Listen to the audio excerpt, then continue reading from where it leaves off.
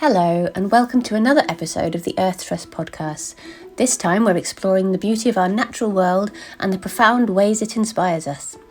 I'm Susie Kemp, and today we have the pleasure of diving into the world of art, nature and community with a very special guest, Earth Trust's first ever artist in residence, JC Niala. JC is an Oxford-based artist whose work is deeply rooted in the rhythms and wonders of the natural world. She combines poetry, sculpture and other art forms to bring people together in appreciation of nature. Since joining Earth Trust in January, here at the foot of the Whitnam Clumps, JC has been immersing herself in the breathtaking landscape, drawing inspiration from the voices of the Earth Trust community. Through a series of art workshops, guided walks and informal chats, our staff team, volunteers and visitors have all been contributing to JC's journey of exploration, creativity and connection. Her residency will culminate in a legacy artwork piece which will be displayed here at Earth Trust Centre for visitors to enjoy for many years to come. So now, let's delve into her experiences and insights to hear about the magic that unfolds when art, nature and community intertwine. JC, welcome. Thank you for joining us. Can you just tell us a bit about your background as an artist and how your relationship with nature has influenced your work? So I started off actually with doing ceramics. So it's literally about getting one's hands into the earth and making things from what nature is made from. And then from that, I used to carry a sketchbook everywhere. In fact, I need to start doing that again. It's been a while since I did that. And wherever I went, I would just make sketches of whatever nature I saw and write poems and things about, my responses to it.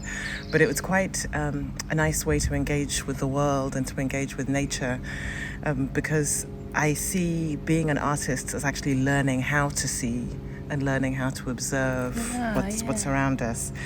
But I also have a complicated relationship with nature because I have over 40 allergies, half of which are environmental. Wow. So yeah, most of my childhood was my mum actually trying to keep me indoors. Oh, no. Because, when I was outdoors, it was not always safe for me. So oddly enough, it's actually made me appreciate nature even more because I don't take it for granted that I can now actually be outdoors. Oh, wow, that's really interesting. Yeah, so that's probably really changed your perspective on the natural world around us. Yeah. And can you share a specific moment or experience that's deeply inspired you as an artist? Well, it's the little things, actually. Doing yoga outside and watching a little ant, on yoga mats are these little squares, and watching an ant fit into one. There's just something that was so magical about doing that. Or, when you see like a ladybird and if it lands on somebody, hearing bird song in winter and then realizing that actually you have to look quite hard into the trees to see the birds. Even in the winter when there's less leaves, they camouflage really well. That's true. And always dragonflies, always. Oh, is that your special thing? Yes. So what drew you to the idea of being an artist in residence here at Earth Trust? I love the work that goes on at the Earth Trust. Before the pandemic, I used to come here for workshops, and from the very first time I came here, I've always felt at peace. So I've been here with friends and family, but to be honest, I love coming here by myself because I never feel alone when I'm here, because the nature here is so alive. I always feel like I'm in company.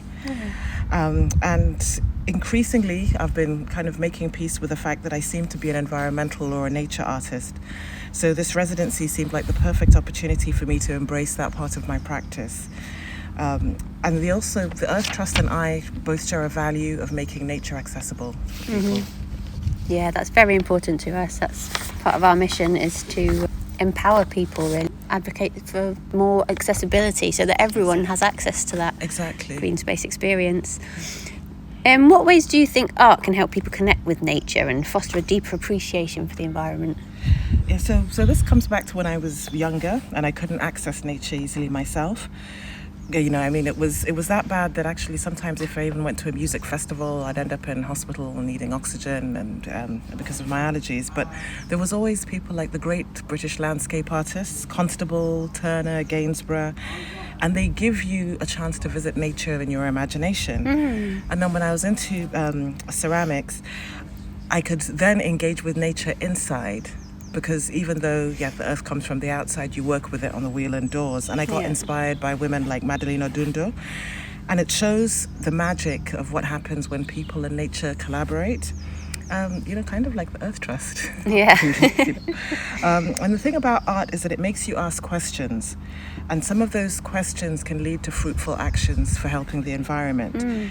If you see a painting from decades ago and then you see the landscape now and see how it's changed, you have to ask yourself what's going on. And that kind of stuff is a really fruitful way to think about nature. It is, yeah.